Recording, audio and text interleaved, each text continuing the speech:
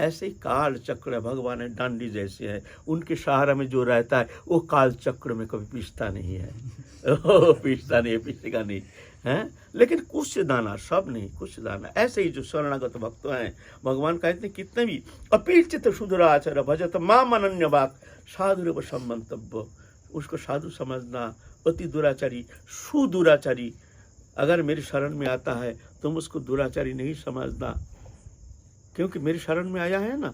मैं तो जानता हूँ ये मायाबद्ध है, हम तो देखते ही नहीं है ये अभिचारी, पापाचारी, व्यभिचारी, कुभिचारी क्या है, इससे हमारा लेना देना ही नहीं, क्योंकि वो तो मेरा अंश है ना, इसलिए मैं तो देखता हूँ वो तो मेरा ही है।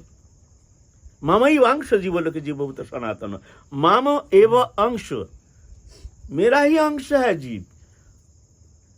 भगवान के अभिन्न सत्ता, अभिन्न भिन्न नहीं है। बोले तब हम दुखी होकर संसार चक्र में क्यों घूम रहे हैं? दुखी नहीं, ये तो प्रकृति के साथ तादात्म्यता के कारण। प्रकृति जड़ रूपा प्रकृति, शरीर प्रकृति है, अपरा प्रकृति दृश्यमान नाम रूपात्मक जड़ रूपा अपरा प्रकृति, इसके साथ चेतन रूपा परा प्रकृति जीवात्मा आकर के तदात्म होकर शरीरधारी बन करके प्रकृति के साथ खेल रहा है। बस ये कारण है। असली में कोई संबंध है ही नहीं, स्वप्नवत है। स्वप्न में जैसे हमारा शरीर रचना कर लेते हैं कल्पना जगत में, ना शरीर है ना संसार है, लेकिन तदात्मता के कारण, स्वप्न को सत्य मानने का कारण सो करके हम विकारित हो रहे हैं।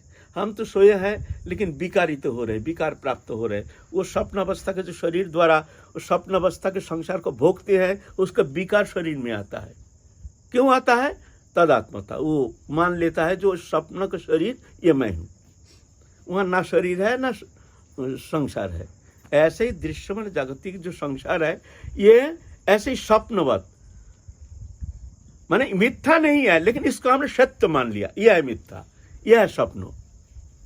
शरीर भी स्वप्नवत, ये शरीर मैं नहीं, इसलिए तदात्मता के कारण हमारे संसार चक्र में हम घूम रहे हैं, है ना।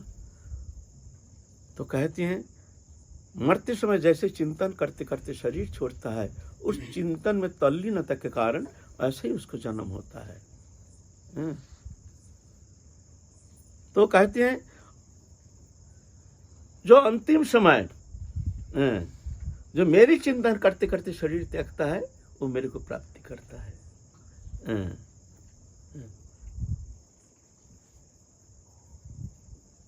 तो क्या करे? बोले तस्मात् सर्वेषु कालेषु ममनेश्वर युद्ध चो। अभी से प्रैक्टिस करो, नहीं मरते समय वो चिंतन आना संभव नहीं है। जिस चिंतन में हमारी तल्लीनता, हमारे जो मोह के कारण जिस विषय हम सारा दिन ज्यादा चिंतन करते हैं, तो उस चिंतन में तल्लीनता के कारण मृत्यु के समय से चिंतन आ जाता है। अगर तुम अंतिम समय हमको चिंतन करते करते शरीर छोड़ना चाहते हो तो अभी से अभ्यास करो। सर्वेषु कालेषु ममनेश्वर युद्ध चो, मेरी चिंतन करो, चिंतन करो, काम जो करते रहो करो। जानो जी संसार धोखाबाज है, इससे हमारा संबंध था नहीं, है नहीं, होगा नहीं, होता नहीं, हो नहीं सकता है, स्वप्नवत अलिख है। इसमें ये सत्यता के कारण, सत्य मानने के कारण हम शरीर धर्मी बन करके संसार चक्र में घूम रहे। ये जान लो, मान लो, तुम्हारा भजन हो जाएगा। भजन करते हैं लेकिन ये विषय हम चिंतन ही करते नहीं है, इसका जड़ कहाँ है ना। तस्मात् सर्वेषु काल, अभी से प्रैक्टिस करो, अच्छा लागे ना लागे। अभ्यास जगजुक्त न चेतसानन्यगामिना, ये अनन्य मन को जो मन इधर उधर भगता है इसको संयम करना संभव नहीं, वो तो अभ्यास करो। अभी से अभ्यास करो। अगर अभ्यास करते करते फिर जाके अंतिम समय तुम मेरे चिंतन कर सकते हो। जब मेरे चरण में शरणागत होकर मेरी प्रसन्नता के लिए तुम्हारे जतो समस्त कर्म चेष्टा, तो मेरी कृपा से फिर जाकर के तुम संसार से मुक्त हो जाओगे। क्या बोलोगे? बोलो। चिंतन अगर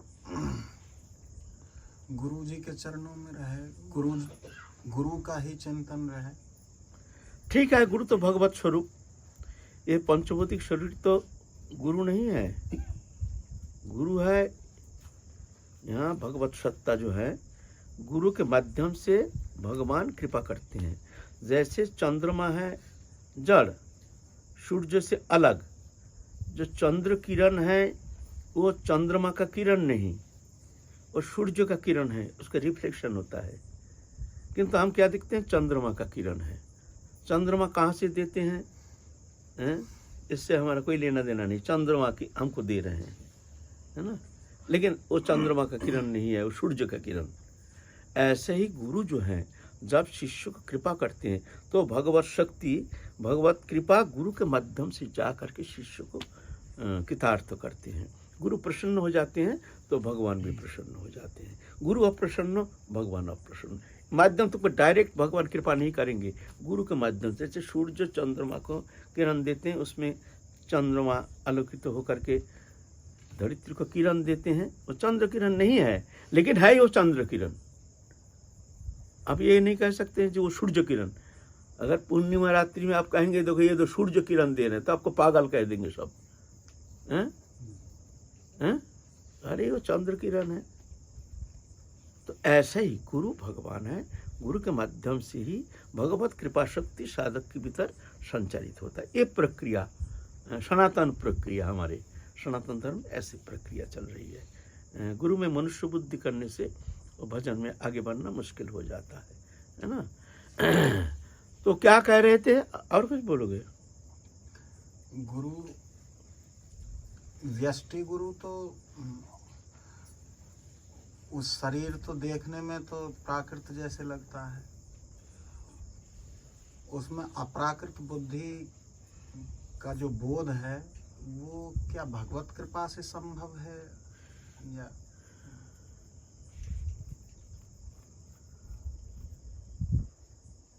हाँ, वो तो कृपा सापेक्ष तो है ही। विश्वास भक्ति ये तो पूर्व जन्म का कृत संस्कार, ये तो सबके लिए होना बहुत कठिन है। गुरु में भगवत बुद्धि बहुत दुर्लभ। भगवान के प्रति अचला निष्ठा श्रद्धा ये तो हो सकता है, लेकिन गुरु के प्रति अचला श्रद्धा भगवत बुद्धि ये बहुत कठिन है। जिसका हो गया वो पार लगा लिया, ऐसे है। साधन सापेक्ष नहीं। साधन माने क्या, ये इस विषय में तो अगर ऐसे हमें दिखने में आता है गुरु के प्रति हमारी अश्रद्धा है या मनुष्य बुद्धि प्रबल है, तो प्रार्थना करना चाहिए भगवत चरण में, जो हमको ऐसे बुद्धि दो, हमारे हे गुरुदेव तुम प्रसन्न हो जाओ, हमारे प्रति कृपा करो। तो गुरु कृपा से फिर जाके ऐसे नहीं होता है, हो सकता है। तो जो प्रसंग हमारा चल रहा था, तो संसार में रह करके हम ये बंधन से मुक्त कैसे हो सकते हैं, ये प्रश्न है। बंधन है नहीं, ये बंधन हमारा स्वीकृति, हमारी मान्यता। हम मान लिया संसार मेरा है, शरीर मैं हूँ, शरीर मैं हूँ, संसार मेरा है। ये मान्यता को हटाओ। मैं भगवान का हूँ, भगवान मेरे हैं। भगवान, मैं भगवान का हूँ, ये भावना लाओ। इसमें घट में हमारे प्रभु निवास कर रहे हैं, हम भगवान के हैं, भगवान मेरे हैं, ऐसे भावना करो। मैं चिन्मय हूँ, दिव्य हूँ, शुद्ध हूँ, निर्मल हूँ, चिन्मय हूँ, आनंदमय हूँ, मैं भगवान का हूँ, भगवान मेरे हैं, ऐसे भावना करनी चाहिए। और ये सत्य है, ये कोई कल्पना नहीं, ये नहीं समझना है ऐसे भावना करनी, भावना मात्र, कल्पना मात्र। वास्तव में ऐसा नहीं है। कल्पना तो मैं शरीर हूँ, ये कल्पना है। मैं भगवान का हूँ, ये कल्पना नहीं। गलत नहीं समझना, ऐसे चिंतन करो, ऐसे भावना करो, भगवान का अपनाओ। ये सब गलत शब्द, ये सब गलत शब्द, ऐसा होता नहीं। ठाकुर जी से हमारे नित्य संबंध था, है, रहेगा। तुम भूल गए हो, भूल को मिटाओ। भूल को मिटाना ही भजन है। तुम भूल गए हो और कहते हो भगवान का अपनाओ। अरे तुमने अपना लिया शरीर को, संसार को, तो संसार को तुम पराया कर दो। बोले ये भी गलत शब्द। जो अपना था नहीं, पराया, उसको पराया क्या करोगे?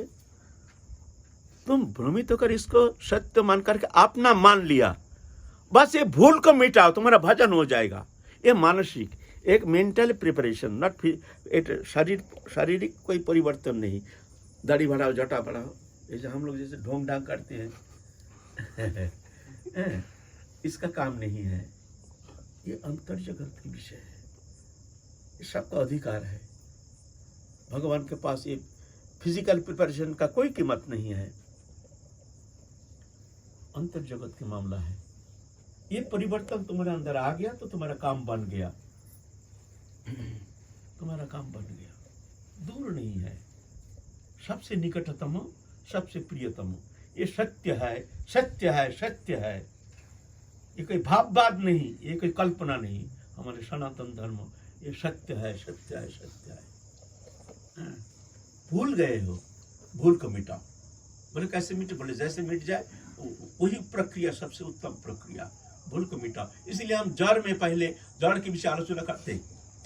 शरीर मैं नहीं, शरीर संबंधी वस्तु मेरा नहीं, पहले ये जान लो। भगवान मेरे हैं, हम भगवान के हैं, ये जान लो। भगवान से हमारे नित्य संबंध, अविच्छिन्न अखंड संबंध, सबसे निकटतम, सबसे प्रियतम। अनंत कोटि ब्रह्मांड के जितना निकट पदार्थ है, इवन शरीर तक, शरीर है ना, ये तो सबसे निकट हमारे। बोलते इससे भी निकटतम हूं, इससे भी निकटतम हूं।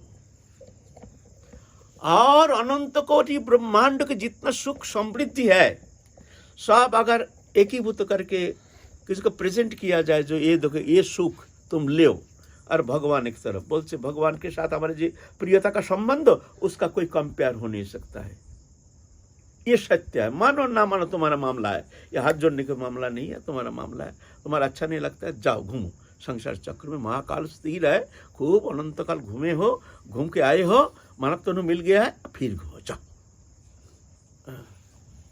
मानोगे तो जानोगे, तो मान लिया तो जान लिया।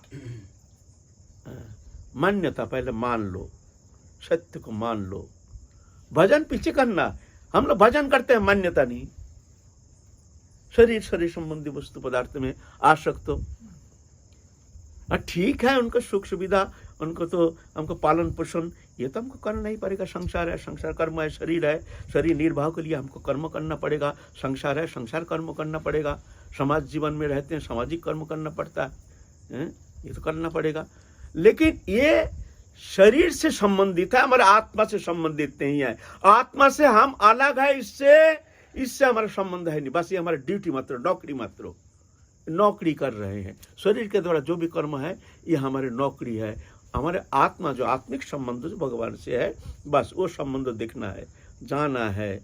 यहाँ से संबंध था नहीं, है नहीं, होगा नहीं, होता नहीं, जान करके मन को प्रभु के चरण में रखो। तन को जैसे कर्म कर रहे करने दो, चलने दो, चलन दो, कोई बात नहीं है। मन का मामला नहीं है, ये तन का मामला नहीं है, आत्मा का मामला है। मान लो, यही इंद्रिय है, यही इंद्रिय है। चक्षु कर्ण नासिका जीवा त्वक हस्त पद वाक् पायु उपस्थ। संसार भोग्य पदार्थ में लगता है इंद्रिय वृत्ति, तो ये संसार चक्र में जाने का कारण बनता है। यही इंद्रिय वृत्ति अगर भगवत चरण में लगता है, तो इससे मुक्त होने का कारण बनता है ना। तुम किधर लगाओगे तुम जानो, तुम्हारा अपना मामला अच्छा लगे, तुम्हारा समझो, सत्य जानते हो, तो इस तरह से तुम प्रस्तुति ले लो। अभी से भविष्य के इंतजार मत करो, अभी से चलना शुरू कर दो। इसलिए गीता कहते हैं, मुक्ति कहाँ तुम मुक्ति ढूंढ रहे हो? यतेन्द्रिय मनोबुद्धि मुनिर्वक्ष परायणा विगत इच्छा भय क्रोध जह सदा मुक्त एव स। बोलते वो सदा के लिए मुक्त है, चाहे घर में रहे, चाहे जंगल में रहे, गृहस्थ में रहे, चाहे बैराग में रहे, कहीं भी रहे, कोई फर्क नहीं पड़ता है। यत इंद्रिय मनोबुद्धि, इंद्रिय मन बुद्धि, इंद्रिय माने हमारे एक ज्ञानेन्द्रिय, पांच कर्मेंद्रिय, पांच ज्ञानेन्द्रिय चक्षु कर्ण नासिका जीवा त्वक, पांच कर्मेंद्रिय हस्त पद वाक् पायु उपस्थ। ये मनोबुद्धि इंद्रिय जो है, इंद्रिय वृत्ति संयमित, विषय की तरफ भागता है, लेकिन उसका संयमित करके उसको भगवत अनुशीलन करने के लिए प्रयत्न करना चाहिए। मन हमारा विषय चिंतन में लगता है, उसको भी संयमित करके भगवत चरण में लगाने का चेष्टा करो। बुद्धि हमारे ऐसे असत आग्रह में ज़्यादा रुचि लेकर के वो निरूपण करता है। बुद्धि संयमित करो। मनोबुद्धि मुनि किसको कहते हैं? मननशील। हर समय भगवत चिंतन करो। जैसे चिंतन करोगे तुम्हारी वृत्ति भी ऐसे ही होती है।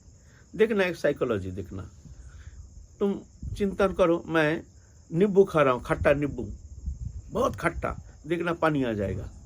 चिंतन का क्रिया शरीर में आ जाएगा। क्यों? पानी कैसे आ गया? किसी दुश्मन का हमसे दुश्मनी करते चिंतन कर, देखना शरीर गर्म हो जाएगा, इंद्रिय गर्म हो जाएगा।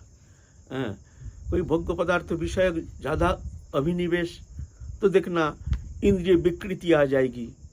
क्यों? चिंतन के कारण। चिंतन का इतना प्रभाव है, तो जोरिया चिंतन के कारण हमारी जोरी मन बुद्धि ऐसे ही हो जाता है। ऐसे ही जब भगवत चिंतन करते हैं तो हमारे मनोबुद्धि भी चिन्मय, धीरे धीरे चिन्मयत्व प्राप्त होता है। तो जतेंद्रिय मनोबुद्धि, मुनि माने चिंतन करना चाहिए। संसार चिंतन करोगे तो ऐसे ही मन बुद्धि ऐसे ही हो जाएगा। ध्यायते विषण पुंछ संगस्ते उपजायते, संघात संजयते कामा, कामात क्रोधो विजायते, क्रोधो तो भवति सन्मुहात्, स्थिति विभ्रम स्थिति भ्रंशत, बुद्धिनाशो बुद्धिनाशत प्रणश्यति। गीता में कहते हैं जैसे चिंतन करते हैं ऐसे धीरे धीरे परिवर्तित होता है। ध्यायते विषण पुंछ संगस्ते उपजायते। विषय चिंतन करते करते करते करते आसक्ति, उसके प्रति आकर्षण अनुभव होता है। पहले चिंतन होता है, फिर आकर्षण होता है। ऐसा आकर्षण नहीं होता, पहले चिंतन करते हैं। चिंतन नहीं तो आकर्षण नहीं। कोई वस्तु पदार्थ के प्रति जब हम आकर्षित हो जाते हैं, पहले चिंतन करते हैं। तो जैसे चिंतन उस तरह से हमारे धीरे धीरे परिवर्तन होना शुरू हो जाता है। ध्यायते विषण पुंस संघास्ते उपजायते, आसक्ति पैदा होता है। संघात संजयते कामा, फिर उससे कामना पैदा होता है, ये वस्तु चाहिए। कामात क्रोधो विजायते, काम से क्रोध पैदा होता है। कामना प्रतिहत होने से क्रोध पैदा हो जाता है। हम कोई वस्तु प्राप्त करना चाहते हैं, कहीं से बाधा आ गया तो हमारा दिमाग खराब हो जाएगा, गर्म हो जाएगा। क्रोध तो भवति सन्मुहा, फिर क्रोध से क्या होता है? सन्मुह पैदा होता है। किंग कर्तव्य विमूढ़ हो जाता है, हमको क्या करना चाहिए क्या नहीं करना चाहिए। सन्मुहात् स्मृति विभ्रम, सन्मुह से स्मृति विभ्रम, हमारी बुद्धि नष्ट हो जाता है। सिद्धि भ्रंशत बुद्धिनाश हो, उससे बुद्धि नष्ट हो जाता है। बुद्धिनाशत प्रणश्यति, उससे नष्ट हो जाता है जी। तो पहले चिंतन, इसीलिए कहते हैं मुनि हर समय भगवत चिंतन। मन को तन को लगाओ संसार में, मन को लगाओ भगवत चरण में।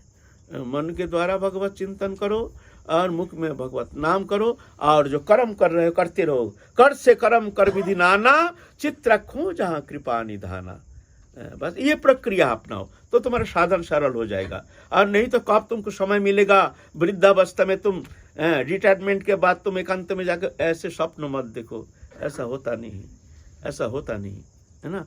अभी से इस प्रक्रिया अपनाओ, कर्म भी करो, धर्म भी करो, काम भी करो, नाम भी करो। अर्थ भी होगा, परमार्थ भी होगा, दोनों हो जाएगा। छोड़ना नहीं, अर्थ के लिए काम, परमार्थ के लिए नाम। काम भी चलता रहे, नाम भी चलता रहे, अर्थ भी होगा, परमार्थ भी होगा, दोनों जुगपथ चलना चाहिए। अर्थ हमको चाहिए संसार निर्वाह के लिए, काम करना पड़ेगा, संसार चलेगा नहीं। और परमार्थ भी चाहिए हमारा अंतिम समय। भाई ये तो हमारा मानव जीवन का सवाल है, ये तो हमारे 84 लाख जोनी का चक्कर का सवाल है, ये तो माया मोह का सवाल है, ये तो अंधकार सागर, इससे मुक्त होने का सवाल है। क्या हम इस तरह से संसार में हम इस तरह से अपना मानव जीवन चौपट कर देंगे? इतना बड़ा निर्बुद्धिता, इससे बड़ा मूर्ख और होता नहीं है। तो क्या करें?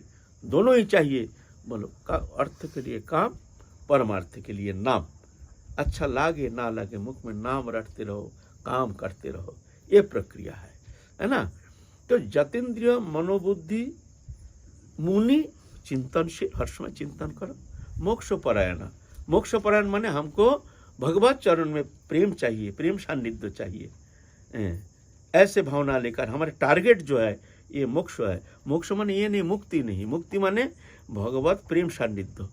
यहाँ मोक्ष शब्द का पद्म पुराण में कहते हैं भक्ति को ही परामुक्ति कहते हैं। मोक्ष परायण विगत इच्छा भय क्रोधा। इच्छा जागतिक भोग्य पदार्थ दृश्यमान जो भोग्य पदार्थ ये प्राप्ति के लिए जो हमारे भीतर जो इच्छा है, स्पृहा है, ये नष्ट होना चाहिए। इच्छा रहनी चाहिए हमको कैसी भी हो, भगवत चरण में हमको भक्ति मिले, हमारा मानव जीवन सफल हो, हम धन्यति धन्य हो जाए, हमारा मानव जीवन सफल हो जाए, हम ये मानव जीवन रहते रहते हम भगवत प्रेम सान्निध्य प्राप्त करने में समर्थ हो जाए, ये इच्छा। तो विगत इच्छा, ये सांसारिक इच्छा, ये नष्ट होना चाहिए। भय, वस्तु नष्ट होने का भय। क्रोध, वस्तु प्राप्ति में बाधा आने से क्रोध होता है, क्रोध भी नष्ट हो गया। विगत इच्छा भय क्रोधा जा स मुक्त वश। गीता कहते वो सदा के लिए मुक्त है। वो घर में रहे, जंगल में रहे, नौकरी करे, चाकरी करे, चाहे जंगल में लेकर के माला जपे, बोले वो कहीं भी किसी भी अवस्था में वो सदा के लिए मुक्त हो। मुक्ति तुम्हारे भीतर है, बंधन तुम्हारे भीतर है। आसक्ति बंधन का कारण, संसार बंधन का कारण नहीं, दृश्यमान जागतिक वस्तु बंधन का कारण नहीं। तुम्हारे भीतर जो चाहन है, स्पृहा है, ये बंधन का कारण है। बस ये है कारण। तो आगे चलेंगे, अभी 11 बज गया ना, सब जाएंगे दूर। तो जतेंद्रिय मनोबुद्धिर मुनिर मोक्ष परायणा विगत इच्छा भय क्रोधा ज स मुक्त एवं स। वो शरीर में रहकर, संसार में रहकर वो मुक्त रहता है। जय जय श्री राम। टारगेट बनाना, उद्देश्य भगवत प्राप्ति हो, इस तरह का टारगेट बनाना ये अलग बात है। और विषयों का जो स्वाभाविक इंद्रियों का जो संयोग है, आवेग है, वो नष्ट होना एक अलग बात है।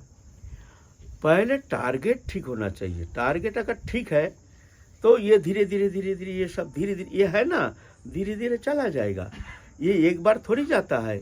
कोई हींग का डिब्बा, बहुत साल हमने हींग रखा है, आप सोच रहे हैं बढ़िया डिब्बा है, इसमें कुछ बढ़िया पदार्थ रखेंगे, हींग को अलग करके डिब्बा को साबुन से धो धा के सूखा करके, गंध जाता नहीं है, गंध है, हींग है नहीं, गंध गया नहीं। ऐसा क्यों? बोलता है ये पहले हींग था ना। ऐसा ही साधक जब भगवत चरण में समर्पित हो जाते, पूर्व संस्कार बस वो जो प्रवृत्ति है ये इतना सहज है, दो बात पे सुन करके एकदम समाप्त हो जाएगा। ये ऐसा थोड़ी है, कितना कष्ट करना पड़ेगा, साधन करना पड़ेगा, सत्संग में रहना पड़ेगा, आहार शुद्धि, संग शुद्धि, इस शुद्धिकरण के माध्यम से धीरे धीरे चित्त वृत्ति जब शोधित होता है तो जाकर धीरे धीरे इधर जो हमारे संसार विषयक जो अज्ञानता है हटता जाता है और ज्ञान रूप प्रदीप प्रज्वलित होता जाता है, प्रकाश होना शुरू हो जाते हैं। क्रम है, उधर परसेंटेज बढ़ जाता है भगवान की तरफ, इधर माया के तरफ ये प्रवृत्ति से हटता जाता है, धीरे धीरे कमता जाता है। उधर बढ़ता जाएगा इधर, और इधर बढ़ता जाएगा उधर कम घटता जाएगा। ये नियम है ना। संसार में रहकर भोग वृत्ति में रहेंगे, सब वस्तु पदार्थ सब विषय हमको हमारे भोग के लिए सब उपकरण चाहिए, और उधर भगवत भक्ति भी चाहिए। ऐसा थोड़ी होता है, ऐसा होना संभव नहीं है। अंधकार भी है, रोशनी भी है, ऐसा थोड़ी होता है। यह तो रोशनी है, अंधकार।